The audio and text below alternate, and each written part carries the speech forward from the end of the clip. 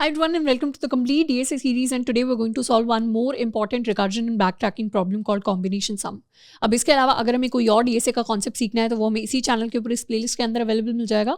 Also there is a link for a company wise DSA sheet in the description box. Today we are going to solve an important problem which is called combination sum and ये काफ़ी important है in terms of teaching us the concepts of recursion and backtracking.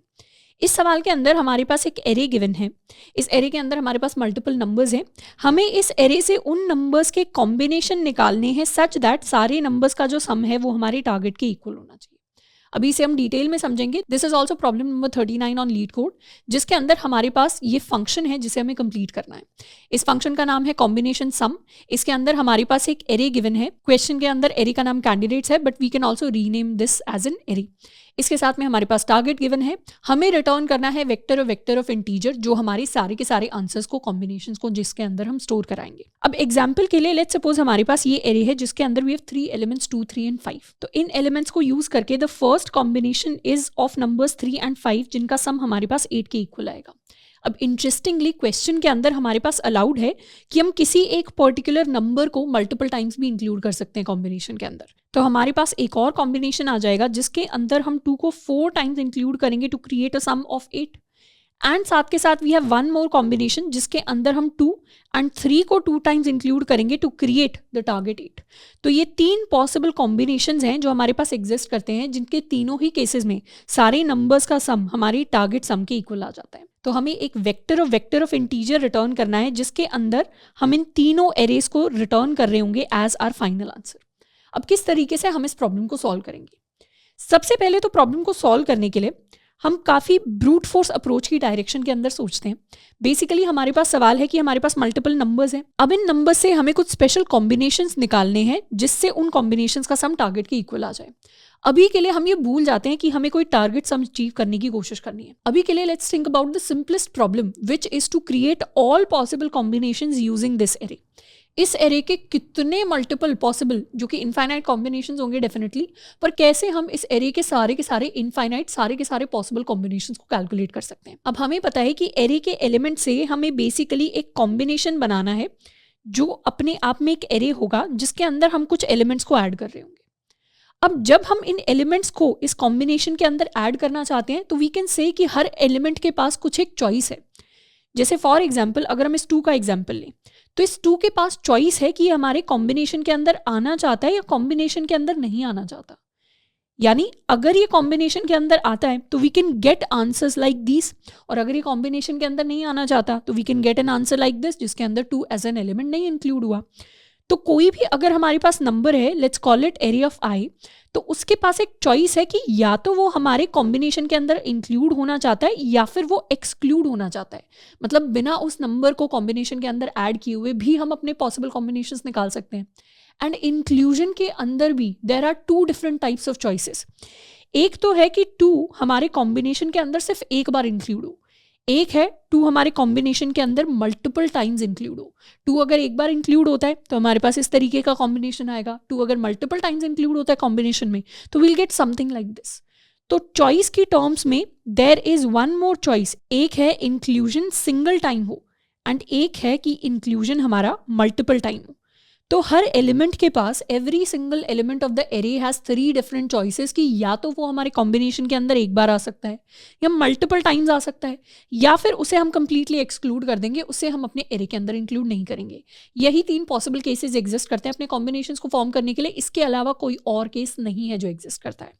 तो let us start making the choices for each array element. Let's suppose हमारे पास array है हमारा 2, 3 and 5. तो इस तरीके से हम अपने एरे को विजुअलाइज कर सकते हैं. अब एरे के एक एक एलिमेंट के लिए let us start making a choice. Let's suppose हमने सबसे पहले i is equal to 0th element के लिए चॉइस ली. तो यहाँ पर 2 के पास 3 चॉइसेस हैं. फर्स्ट चॉइस होगी जिसके अंदर हम 2 को एक बार इंक्लूड करेंगे. एक बार इंक्लूड करने का मतलब है कि कॉम्बिनेशन सम के अंदर हमारा 2 इंक्लूड हो गया.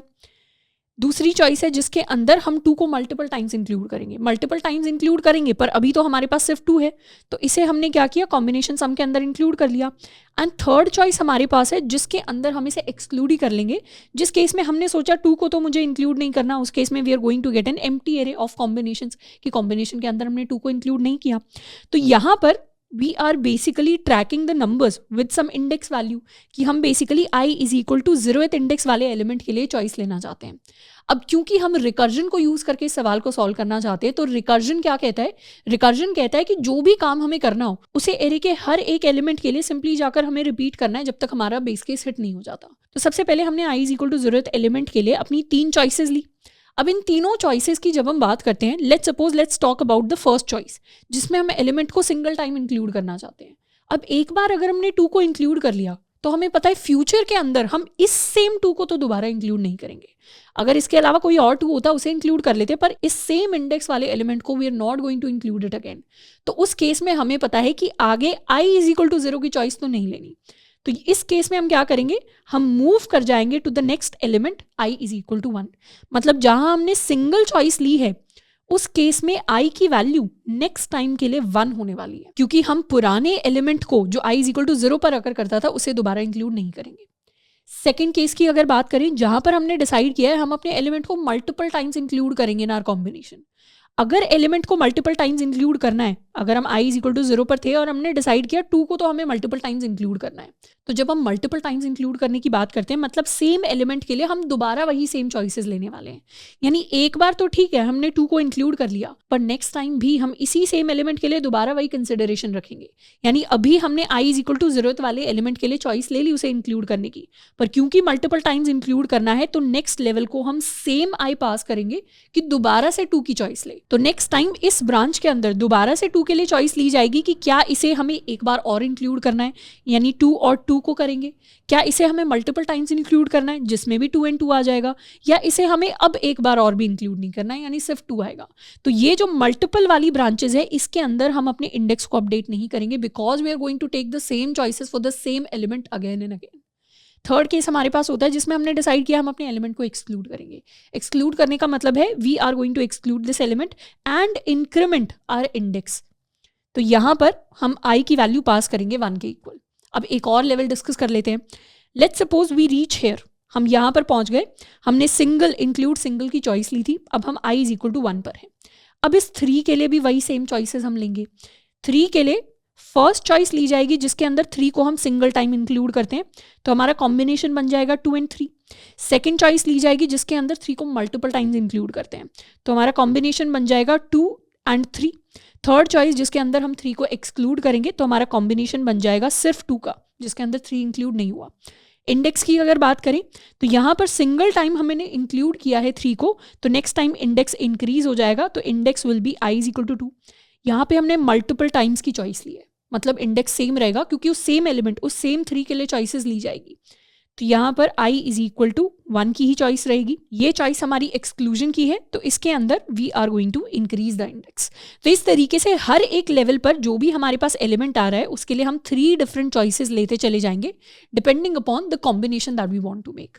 अब ये जो हमने रिकर्जन का लॉजिक डिस्कस किया, this is infinite recursion logic. ये ऐसा लॉजिक है जिसके अंदर अगर हम ऐसी ब्रांच हमने पकड़ ली जहां पे i कभी अपडेट ही नहीं हो रहा, for example i is equal to 0 की चॉइस है, ये मल्टीपल वाली चॉइस है, इसके अंदर भी एक मल्टीपल वाली चॉइस आएगी जहां पर i 0 रहेगा, then again we'll get a multiple choice जिसके अंदर i 0 रहेगा, फिर से एक और मल्टीपल चॉइस जिसके अंदर i 0 रहेगा। सो दिस इज इनफाइनाइट रिकर्जन। इस रिकर्जन को कभी रुकना पड़ेगा, एंड रिकर्जन को रोकने के लिए we are going to include this target condition.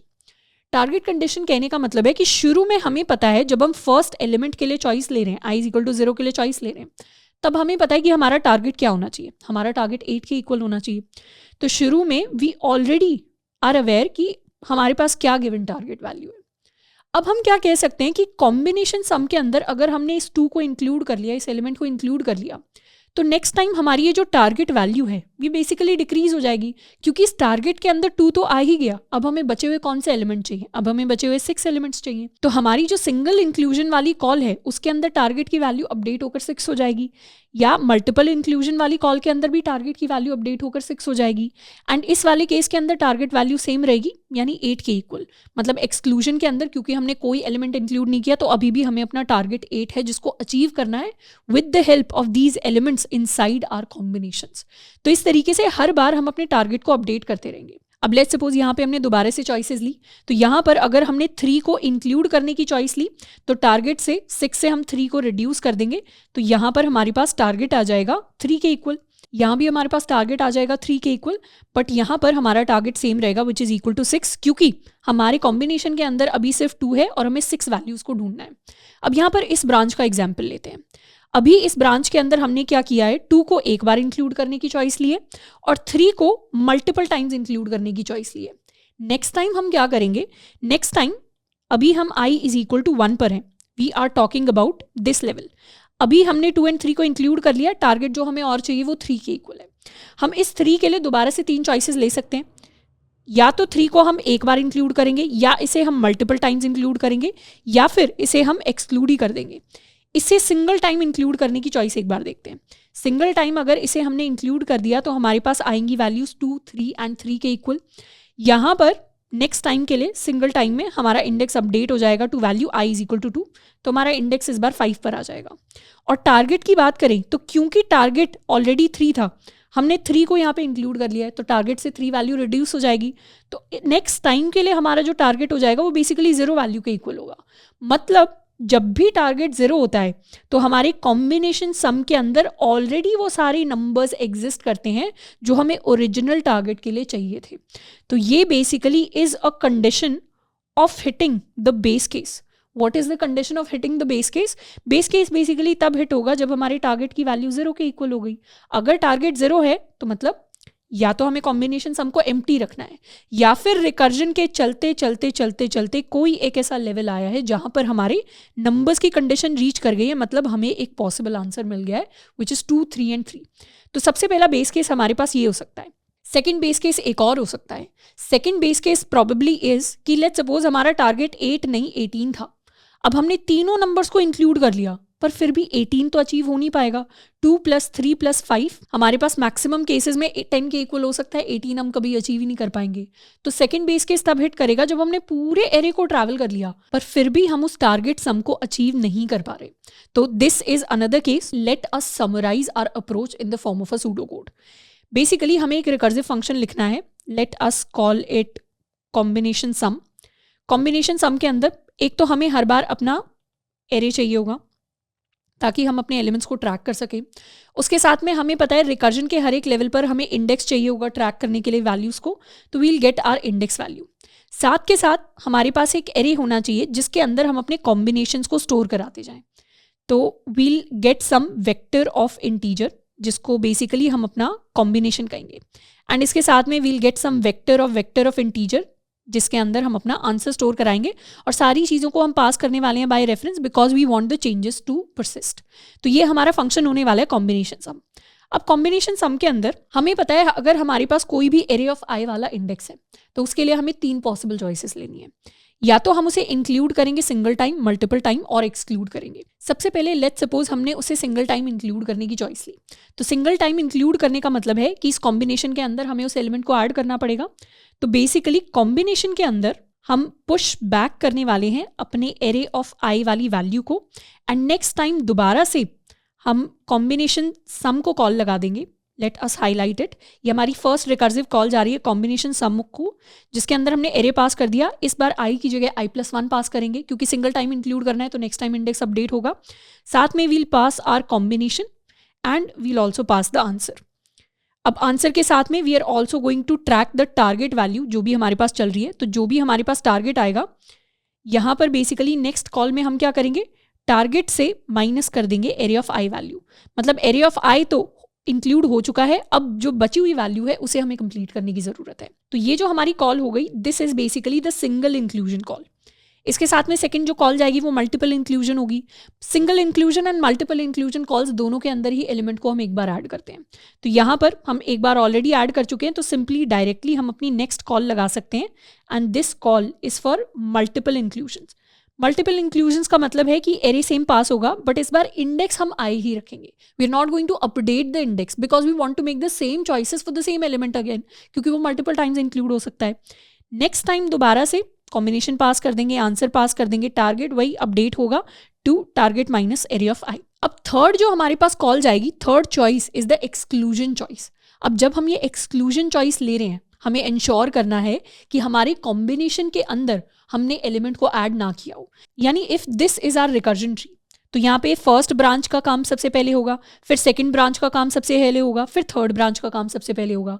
अब फर्स्ट एंड सेकंड ब्रांच के अंदर जब हमने ट्रैवल किया, हमने यहाँ पर अपने एलिमेंट 2 को ऐड किया, पर जब हम यहाँ पर अपना कॉम्बिनेशन पास कर रहे हैं तो उसके अंदर एलिमेंट नहीं है, जिसका मतलब है कि when we are backtracking from these branches और specifically from the second branch, तो यहाँ पर बैक ट्रैकिंग वाले स्टेप पर हमने ये जो 2 ऐड किया है कॉम्बिनेशन सम में, इसे हमें रिमूव करना पड़ेगा, बिकॉज नेक्स्ट टाइम हमें एक एम्प्टी कॉम्बिनेशन सेंड करना है combination array to the next call, क्योंकि एक्सक्लूजन की कॉल से पहले कॉम्बिनेशन खाली होना चाहिए, मतलब कॉम्बिनेशन से वो एलिमेंट जिसे हमने ऐड किया था बैक ट्रैक करके उसे हमें रिमूव करना पड़ेगा। तो यहाँ पर इस ब्रांच से जब हम बैक ट्रैक करेंगे तो हम इस 2 को यहाँ से रिमूव कर देंगे और नेक्स्ट टाइम एम्प्टी एरे पास करेंगे। तो यहाँ पर बैक ट्रैक करने का मतलब है कि ये जो हम कॉल करेंगे एक्सक्लूजन वाली जिसके अंदर एरे पास किया, हम i+1 इंडेक्स अपडेट कर देंगे, कॉम्बिनेशन पास कर देंगे, आंसर पास कर देंगे, टारगेट हमारा सेम रहेगा क्योंकि हमने कोई एलिमेंट इंक्लूड नहीं किया। तो जिस एलिमेंट को इंक्लूड किया था इसको एक्सक्लूड करना पड़ेगा। एक्सक्लूड करने का मतलब है कि कॉम्बिनेशन से हम पॉप बैक करेंगे जो लास्ट वैल्यू हमने यहाँ पर इंसर्ट की थी, and this is an important step which is my back tracking step. तो हमने एलिमेंट को ऐड किया कॉम्बिनेशन के अंदर, सिंगल एंड मल्टीपल इंक्लूजन की चॉइस ली, वापस आई तो उसी एलिमेंट को हमने पॉप बैक कर दिया और उसके बाद एक्सक्लूजन की चॉइस ली। So this is the overall recursion and back tracking logic. अब इसके अंदर अगर हम अपने बेस केसेस को लिखना चाहें तो let us talk about our base cases. Let's create this function of void type because we don't really want to return any value. Base case हमारा एक बेस केस ये हो सकता है कि कभी भी अगर हमारी टारगेट वैल्यू 0 हो गई, उस केस में हमें आंसर ऑलरेडी पता है कि उस केस में हम अपने आंसर के अंदर पुश बैक करने वाले हैं अपने कॉम्बिनेशन को, जो भी अभी तक कॉम्बिनेशन है, एंड यहाँ से कर जाएंगे हम रिटर्न। तो ये हमारा वो बेस केस है जिसके अंदर बेसिकली हमें एक पॉसिबल आंसर मिल जाता है। इसके अलावा और क्या बेस केसेस एग्जिस्ट कर सकते हैं? सबसे पहला बेस केस ये एग्जिस्ट कर सकता है कि कभी भी i की वैल्यू अगर n के इक्वल हो जाती है, where n is the size of the array, तो इसका मतलब है सारे इंडेक्सेस को हम ऑलरेडी ट्रवर्स कर चुके हैं, तो उस केस में हमें और कुछ एक्शन नहीं लेना, उस केस में हम सिंपली कर सकते हैं रिटर्न। इसके अलावा एक और पॉसिबल बेस केस है जिसके अंदर हमें सिंपली रिटर्न करना है। बेसिकली लेट्स सपोज हमारे पास एरे है जिसके अंदर एलिमेंट्स हैं 10, 2 एंड 3 के इक्वल, हमें टारगेट दिया जाता है 5 के इक्वल। तो हम क्या करेंगे, फर्स्ट टाइम हम 10 को सिंगल टाइम इंक्लूड करने की चॉइस ले लेंगे। 10 को अगर हमने एक बार इंक्लूड कर लिया तो हमारी टारगेट वैल्यू क्या हो जाएगी, हमारी टारगेट वैल्यू हो जाएगी -5 के इक्वल। अब टारगेट वैल्यू जैसे ही -5 हो गई, does it make any sense to make future choices? It doesn't make sense. अगर हमारे पास ऑलरेडी गिवन है कि हमारे एरे के अंदर तो पॉजिटिव वैल्यूज हैं, टारगेट भी हमेशा पॉजिटिव रहेगा, तो कभी भी टारगेट वैल्यू अगर नेगेटिव हो जाती है तो फ्यूचर के अंदर हम किसी भी एलिमेंट को इंक्लूड कर लें, हम अपने टारगेट को कभी पॉजिटिव नहीं कर पाएंगे। तो क्वेश्चन को अगर हम ध्यान से देखें तो कंस्ट्रेंट्स के अंदर we are already given that all of the array values, the candidate values are going to be positive and the target value is also going to be positive. तो target value positive होने का मतलब है कि कभी भी target अगर negative हो गया तो उस केस में, यानी जब भी टारगेट की वैल्यू अगर लेस देन 0 हो गई, उस केस में भी हम यहाँ से डायरेक्टली रिटर्न कर जाएंगे। मतलब यहाँ पर अब रिकर्जन को कंटिन्यू करने का कोई पॉइंट नहीं है। So this is the entire logic using which we are going to solve our problem of combination sum. तो इस सूडो कोड को let us convert into the code. तो कोड के अंदर सबसे पहले तो हम क्रिएट करने वाले हैं एक answer, late us call it answer, and इसके अलावा हम एक वेक्टर ऑफ इंटीजर क्रिएट करेंगे, late us call it combination. हम एक हेल्पर फंक्शन लिखने वाले हैं एंड ये हेल्पर फंक्शन हमारा पूरा का पूरा रिकर्जन का काम करेगा। Let's call it void get all combinations। get all combinations के अंदर सबसे पहले तो हम अपना एरे एंड टारगेट ले लेते हैं, साथ में let us take our index value, let's call it index. इसके साथ में हम अपना vector of vector answer include करेंगे एंड अपना कॉम्बिनेशन इंक्लूड करेंगे। So these are the different parameters that we have। सारे पैरामीटर्स को हम बाय रेफरेंस पास करने वाले हैं, वेक्टर पैरामीटर्स को, because we want the changes to persist even in the calling function. अब यहाँ पर सबसे पहले अपना चॉइसेस लेने का जो काम है उसे कंप्लीट करते हैं। सबसे पहले हम सिंगल चॉइस लेंगे। सिंगल चॉइस लेने का मतलब है कि हमने बेसिकली अपने कॉम्बिनेशन के अंदर पुश बैक कर दिया है अपने एरे ऑफ इंडेक्स वैल्यू को, एंड यहाँ पर we are taking the single choice get all combinations, जिसके अंदर we'll pass our array index +1 target value से, let us make it target, target value से हम रिड्यूस करने वाले हैं एरे ऑफ इंडेक्स वैल्यू को। इसके साथ में हम पास कर देंगे अपना आंसर एंड कॉम्बिनेशन। हमें मल्टीपल की चॉइस लेनी है तो भी we are going to do the same thing, बस इस बार हम इंडेक्स को +1 नहीं करेंगे।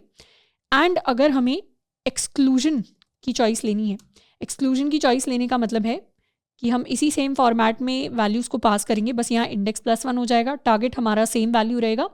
एंड एक्सक्लूजन की चॉइस लेने से पहले जिस वैल्यू को हमने इंक्लूड किया था उसी वैल्यू को कॉम्बिनेशन से हमें पॉप बैक करना पड़ेगा। बेस केस की अगर बात करें तो कभी भी अगर इंडेक्स की value is equal to my array dot size which is equal to n, या फिर कभी भी अगर हमारी टारगेट वैल्यू लेस देन 0 हो जाती है तो उस केस में we are simply going to return, we will not be continuing the recursion. कभी भी अगर हमारी टारगेट की वैल्यू 0 हो जाती है उसका मतलब हमें एक आंसर मिल गया, तो आंसर के अंदर हम पुश बैक कर सकते हैं अपनी कॉम्बिनेशन वैल्यू को एंड यहाँ से हम कर जाएंगे return. So this is the entire logic to solve the combination sum problem. तो एक बार अपने फंक्शन को कॉल करते हैं गेट ऑल कॉम्बिनेशंस, जिसके अंदर हम पास करेंगे एरे, स्टार्टिंग में इंडेक्स वैल्यू 0 के इक्वल हो जाएगी। हम पास करने वाले हैं अपना टारगेट, अपना answer and the combination vector. तो ये सारे पैरामीटर्स हैं जिनको हमने इंक्लूड कर लिया है एंड इस फंक्शन को कॉल करने के बाद we are going to return the answer. अब इसे रन करने से पहले we are going to fix one thing, this condition should actually be an or condition, because दोनों में से कोई भी अगर कंडीशन रीच होती है उस केस में हम यहाँ से रिटर्न कर जाएंगे। तो लेट अस रन इट।